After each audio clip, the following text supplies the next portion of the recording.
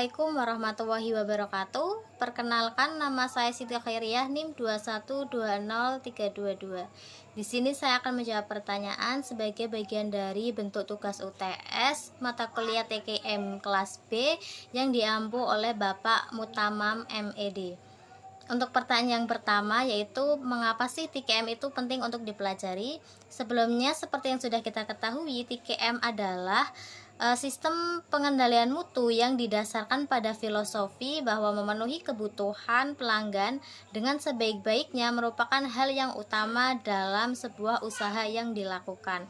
Nah, untuk memenuhi kebutuhan tersebut, budaya kerja dalam lembaga harus dibina dan dikembangkan dengan baik. Dengan demikian, mengapa TKM ini penting? Karena TKM atau Total Quality Management ini berfungsi efektif dalam berbagai organisasi, yaitu sebagai sistem manajemen untuk meningkatkan kualitas produk atau outcome sehingga bisa diterima oleh pelanggan dan dapat menghindari timbulnya kesalahan yang sangat fatal. Total Quality Management ini bertujuan untuk memberikan kepuasan terhadap kebutuhan pelanggan seefisien mungkin.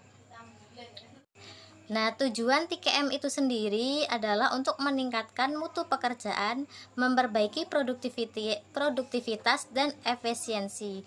TKM sebagai suatu prosedur untuk mencapai kesuksesan dinilai berhasil manakala mutu dari suatu pekerjaan meningkat lebih baik kualitasnya dari sebelumnya.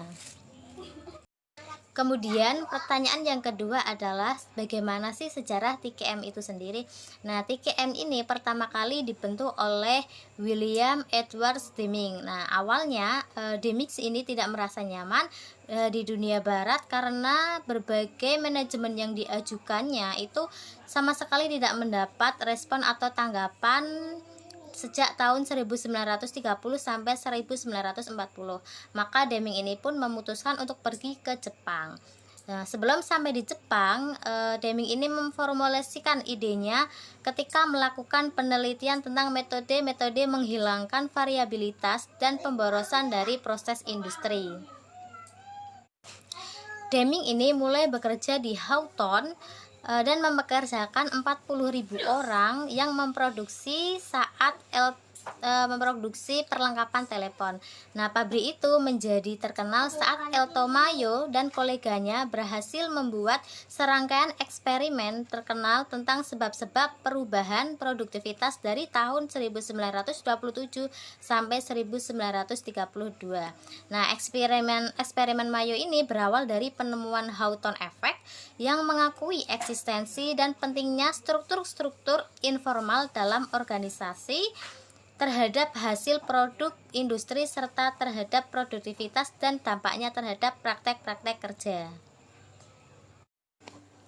Dari Houghton, Deming ini berpindah ke Departemen Pertanian. Nah, disinilah tempat Deming bertemu dengan Walter Sandworth, seorang ahli statistik dari Bell Laboratories New York yang telah mengembangkan beberapa teknik yang membawa proses-proses industri menuju apa yang disebut dengan kontrol statistik. Nah, langkah awal yang dilakukan Deming ini adalah dengan mengembangkan model-model kontrol statistik Walter yang sekarang disebut dengan SPC atau Statistic Process Control. Kemudian SPC ini dikombinasikan dengan wawasan hubungan gerakan relasi manusia yang diasosiasikan dengan Mayo dan koleganya yang kemudian menjadi penyokong dari teori TKM. Sedangkan untuk tokoh-tokoh TKM sendiri, yang pertama ada Philip B. Crosby, ada W. H. Deming, dan ada Joseph M. Uran dan K. Istiwa.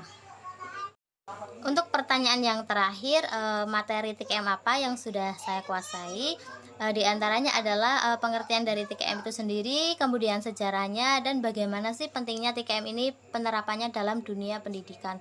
Bagaimana TKM ini sangat berpengaruh terhadap proses pendidikan yang ada di Indonesia. Demikian tugas UTS yang dapat saya sampaikan. Kurang lebihnya mohon maaf. Terima kasih. Wassalamualaikum warahmatullahi wabarakatuh.